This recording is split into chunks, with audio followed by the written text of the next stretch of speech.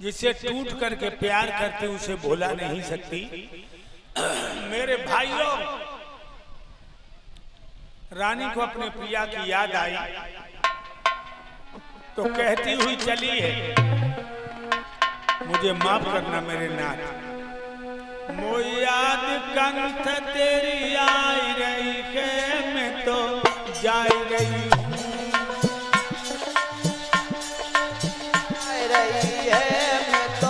जा रही हूँ, मोए याद पिया तेरी आ रही है, मैं तो जा रही हूँ।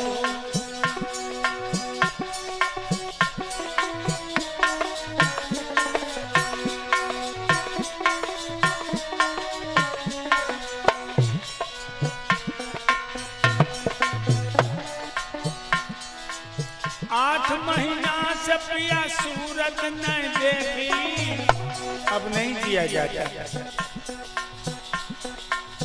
8 महीना से पिया सकल न देखी, जय दुख में प्राण गमाई रही हूँ, मैं तो जा रही हूँ। जय दुख में प्राण गमाई रही हूँ, मैं तो जा रही हूँ।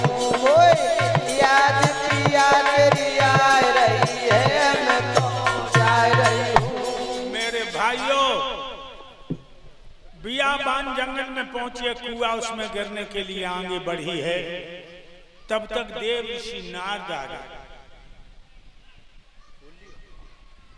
नारद जी बोले हैं रानी से, बेटी ठहर जाओ। कौन है आप? हम महात्मा हैं, दुनिया वाले लोग हमें देव ऋषि नारद कहते हैं। महाराज, हाँ। कैसे महात्मा हो तुम? रात के 12 बजे एक अकेली औरत से बात करते हो। बेटी, कबीर ने तो यहाँ तक लिखा है, गाय भैंस घोड़ी गधी जिस आश्रम में होए, संत भायद रुक गौ सबको जय खोए।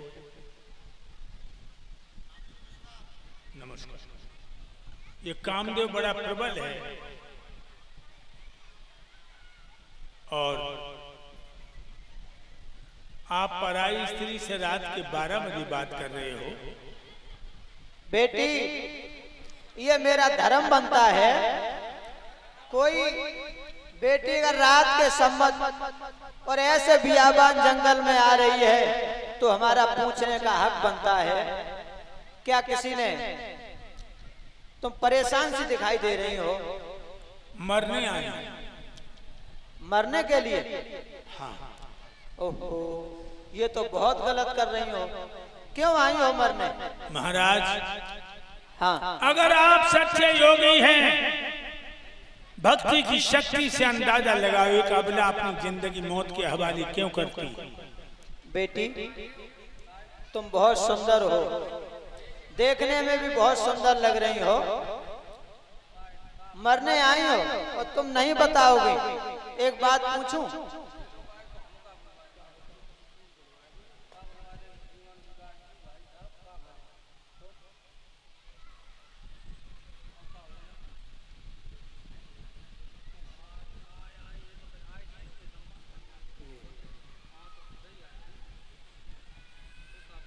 एक बात पूछूं बेटी, बताओगी?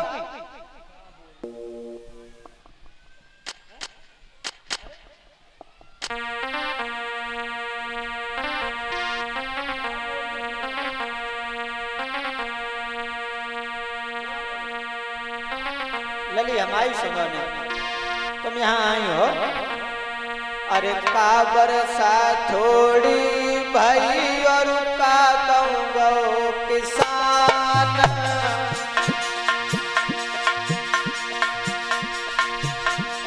सही खेत बंजर पड़ो कहा रची भगवान।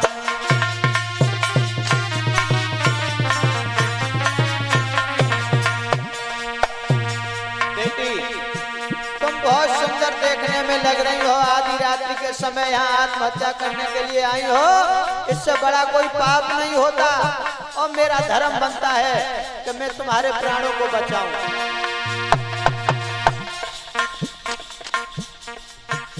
महात्मा जी बेटी ना बरसा थोड़ी भई ना कहूं गयो किसान,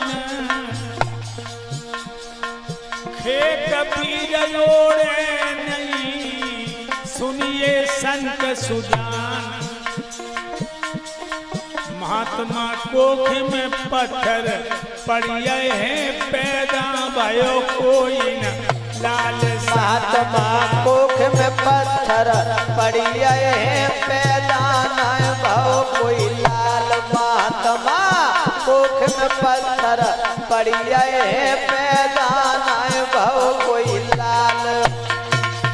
महाराज पति का प्यार भी भरपूर मिला, मेरे दूल्हा हमें छोड़ के कभी परदेश नहीं गए, लेकिन कोख में पत्थर पड़ गए, एक पुत्र को जन्म न दे सकी और पति भी सौतन ने छीन लिए। महाराज लिखा है जिसने नाली हो गुरुदीक्षा वो ज्ञान लड़ाई क्या जाने।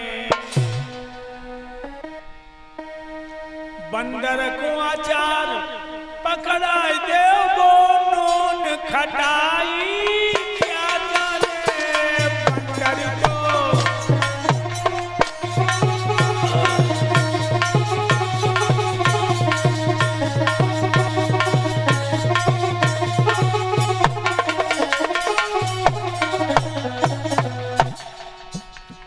बंदर को आचार पकड़ा दो वो नून खटाई क्या जाने।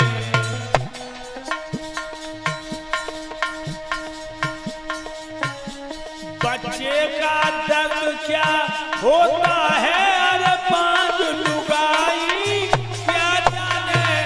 बच्चे की पीर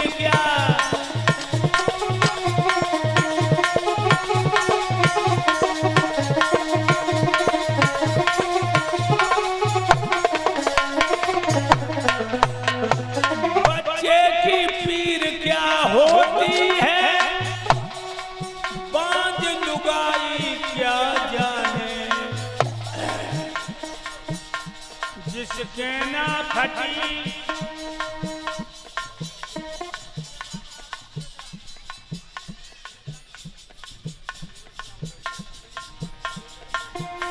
और ये जिसके ना फटी बीमारी हो वो पीर पराई क्या जाने। ओ स्वामी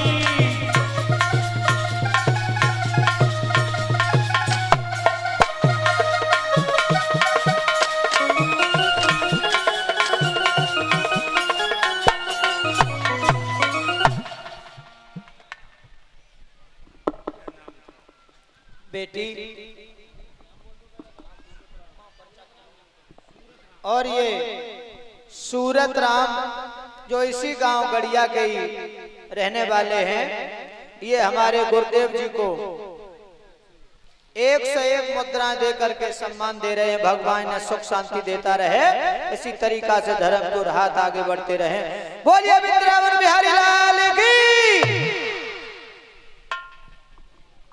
महात्मा जी बेटी पर औरत कितनी भी सुंदर हो, हाँ हाँ, अगर उसकी गोद में बच्चा नहीं तो वो टेसू का फूल है। तो तुम एक बच्चे के दुख में यहाँ आत्महत्या करने के लिए आई हो। बेटी बोलो तुम मरो नहीं, तुम घर वापस चली जाओ, जहां से आई हो वहीं वापस लौट जाओ। एक साल जब आएगी, जब तुम्हारी कोख से बहुत सुंदर नन्हा सा खिलौना जन्म लेगा। नारद की बातों में दम देखी है। रानी सुनी देव ऋषि को प्रणाम करके घर आ गई, टूटे से खटोला में गिर पड़ी, फटी रजाई बदन पर डाल दी। सोचने लगी भगवान कौन दिन होगा ज्यादा गोदी में खिलौना किलकारियां मारेगा। ख्यालों में खो गई, दुखिया सो गई। इधर सुबह हो गई। राजा उत्तानपाद 1500 जवानों को लेकर जंगल में शिकार को चले। जंगल बहुत घना है। आम, बबूल, कैथ, पीपल, शीशम, बरगद, महुआ, खजूर तार, नागफलियों से घिरा हुआ। महाराज का घोड़ा आगे है।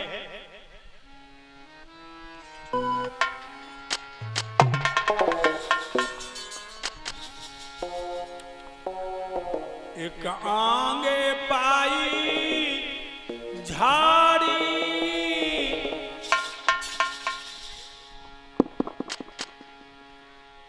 जमे ही से डटे मारी। आगे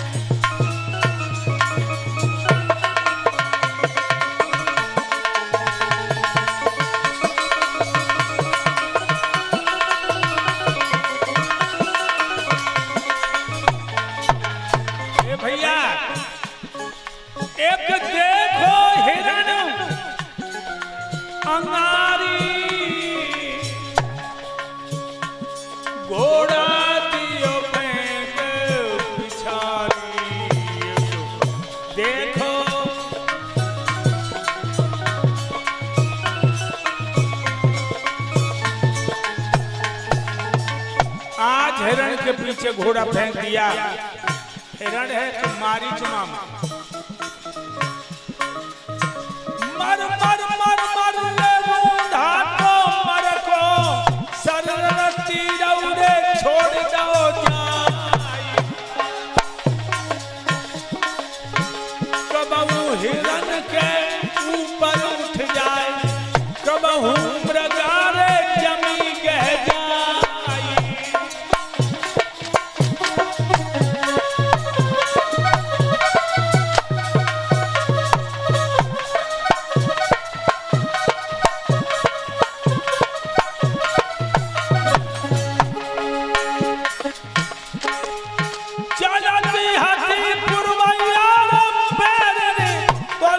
बैठी थी पछैया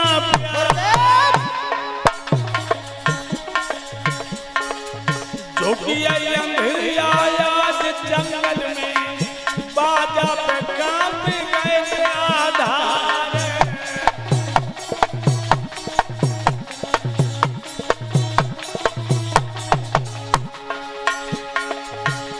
पंचो है समझन की बात,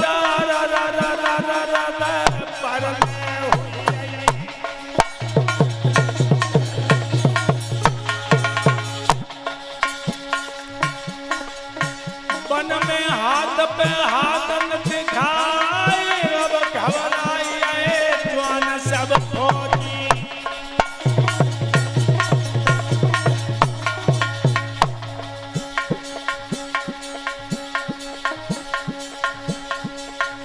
गए सब जवान बुरे है लगा खाए, पता न चल रहा सतबाजी को।